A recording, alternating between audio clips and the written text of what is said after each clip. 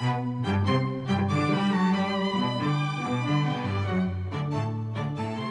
Enlightenment, also known as the Age of Reason, is the name given to an important period in the history of Western civilization that followed the Renaissance. The Enlightenment occurred roughly from the mid-1600s up through the end of the 1700s and was a time when the human ability to reason was glorified. The word enlightenment means a time of illumination. The era was given this name because it was a time when an influential group of scholars, writers, artists, and scientists actively sought to use the clear light of reason, that is, rational thought, to rid the world of superstition and ignorance. As a result of their efforts, tremendous improvements in the understanding of mathematics and science occurred, and bold new ideas regarding basic human rights and democracy were developed that served as major inspirations to revolutionaries in both America and France.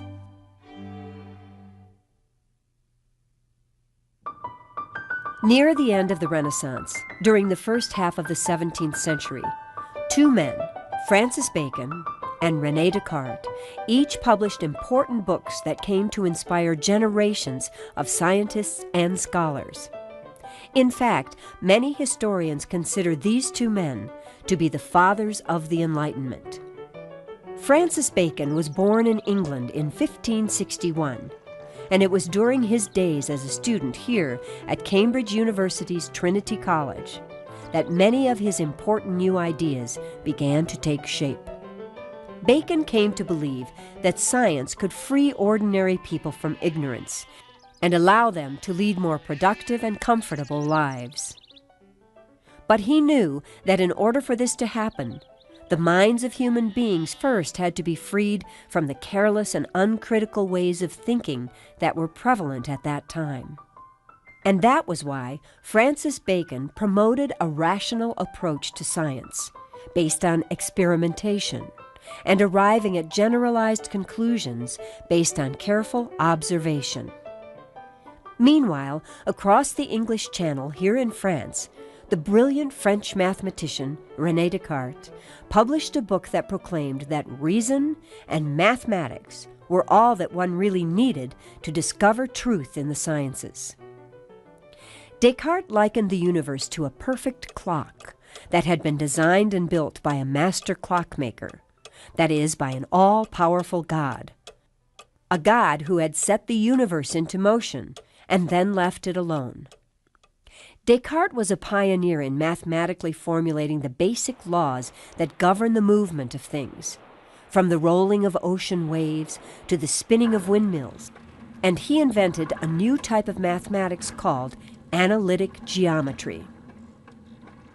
The ideas promoted by Descartes and Bacon proved to be extremely important because they led to the development of what is called the scientific method, a series of simple rational steps that can be followed to help solve even the most complicated scientific problems.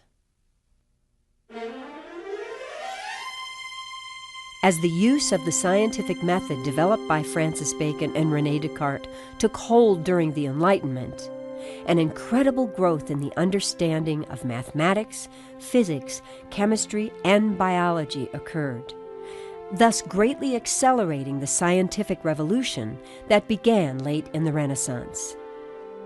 The great English Enlightenment era mathematician and physicist Isaac Newton owes much to the ideas of Descartes and Bacon, but he stands out among others of his time for the sheer brilliance of his work. Newton was born in this house in England in 1642, just 6 years before Descartes died. The year Newton was born, Jamestown, the original settlement in England's first American colony, Virginia, was just 35 years old. Only 22 years had passed since the Pilgrims founded their colony of Plymouth on the shores of Cape Cod Bay, and just 8 years had gone by since the first ships carrying English settlers arrived in the new colony of Maryland. The year of Newton's birth was also the year that the English Civil War began. This was a bloody conflict between Parliament and the Royalists that led to the execution of the king and the abolition of the monarchy. And so, for 10 years of Newton's youth, England was called a commonwealth instead of a kingdom, and was ruled by a Lord Protector instead of a king. The English monarchy was restored in 1660, 1 year before Isaac Newton entered Cambridge University to study here at Trinity College, the same college Francis Bacon had attended in the late 1500s. After completing his course of study, a serious outbreak of the deadly bubonic plague forced Newton to escape to the safety of his isolated rural home. And this was where Isaac Newton experienced a burst of scientific insight unmatched in history. During a brief 18-month period, he worked out the basics of a new branch of mathematics called calculus. Newton made crucial discoveries in optics, the science of light. He was able to understand and mathematically formulate the laws of gravity while watching an apple fall from a tree here in his garden. At the same time, he formulated the laws of motion. With these new scientific laws in hand, Newton was able to precisely calculate the weights of the sun and planets and to predict the paths of comets. In the year 1686, Isaac Newton published what many consider to be the greatest scientific book ever written, the Philosophiae Naturalis Principia Mathematica, the mathematical principles of natural philosophy. His book radically changed people's understanding of the universe and profoundly affected scientific thinking for the next 2 centuries. Isaac Newton's contributions to mathematics, astronomy, and physics were truly enormous. But the Enlightenment was also a time when others made significant contributions to science as well, including the study of chemistry, electricity, and biology, which grew as a science at an especially rapid rate, due in part to the use of the microscope, a scientific tool invented toward the end of the Renaissance. Using the microscope, the Dutch biologist Anton van Leeuwenhoek made detailed observations about a miniature world of living things. And he used mathematics to calculate the sizes of the populations of the organisms he studied. The English biologist Robert Hooke observed box-like compartments in slices of plant tissue and called them cells. Hooke chose this word because what he saw reminded him of the cells in monasteries where the monks live. Today, biologists still use the word cells to describe the basic building blocks of life. During the Age of Reason, another Englishman, William Harvey, became the first person to describe the circulation of blood and to make careful observations on the development of animals before they are born, that is, while they are still embryos.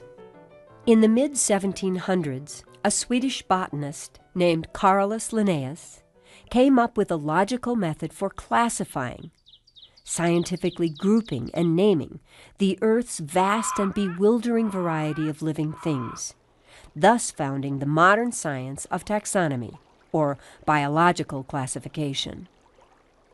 Under Linnaeus's classification system, creatures are grouped according to their similarities and differences. Classification of an organism always begins with its kingdom. These are its most generalized traits, for example, whether it is in the plant kingdom or in the animal kingdom. And then it is placed in a series of different classification subgroups, such as its family, order, and genus, until finally arriving at the unique characteristics that define it as an individual species. Linnaeus's basic system of biological classification is still in use today.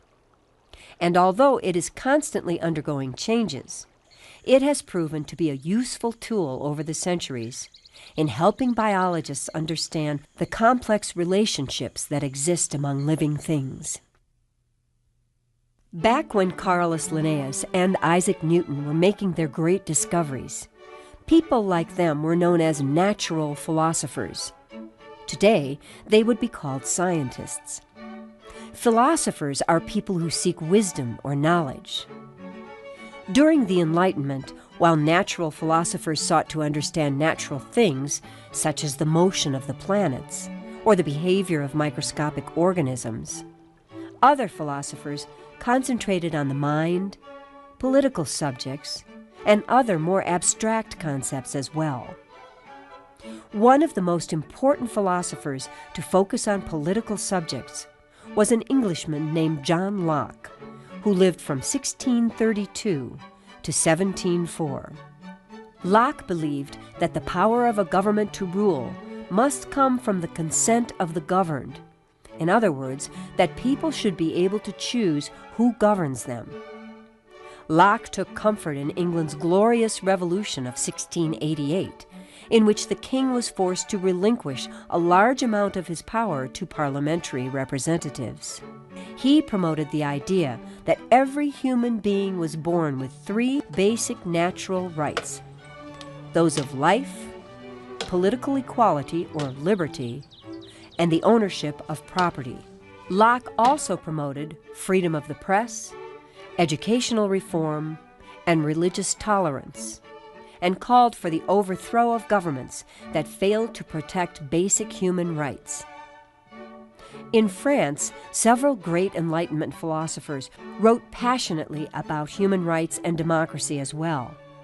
French philosopher Voltaire, for example, championed the idea of freedom of speech with his famous statement, "I disapprove of what you say, but will defend to the death your right to say it."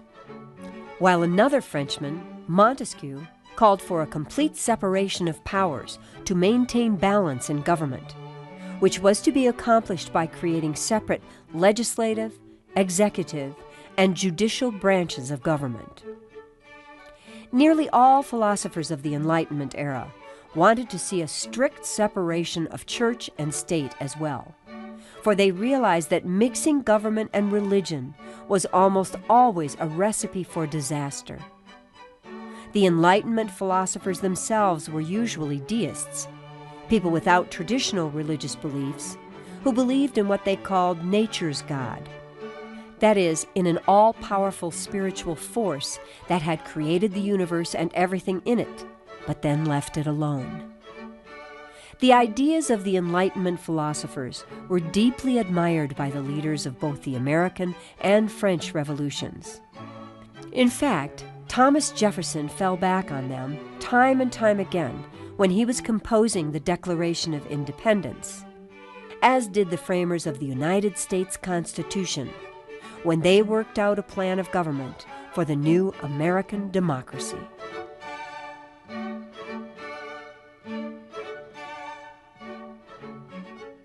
True or false? The Age of Reason is another name for the Enlightenment. True or false? Deists and Catholics had almost identical ideas about religion. True or false?